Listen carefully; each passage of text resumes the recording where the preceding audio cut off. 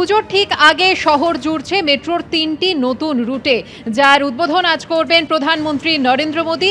এবং এই রুটে একই দিনে মেট্রোপথে জুড়ে যাচ্ছে 14 কিলোমিটার রাস্তা।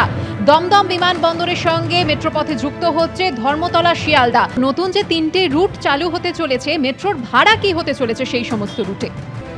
দেখো, প্রাথমিকভাবে যেটা সিদ্ধান্ত নেওয়া হয়েছে যে এয়ারপোর্ট থেকে যে মেট্রো রুট চালু হচ্ছে সেটার ক্ষেত্রে ভাড়া একদম ন্যূনতম ভাড়া 5 টাকা থাকছে। সেটা কিন্তু শুধুমাত্র একটি স্টেশন যশোর রোড পর্যন্ত।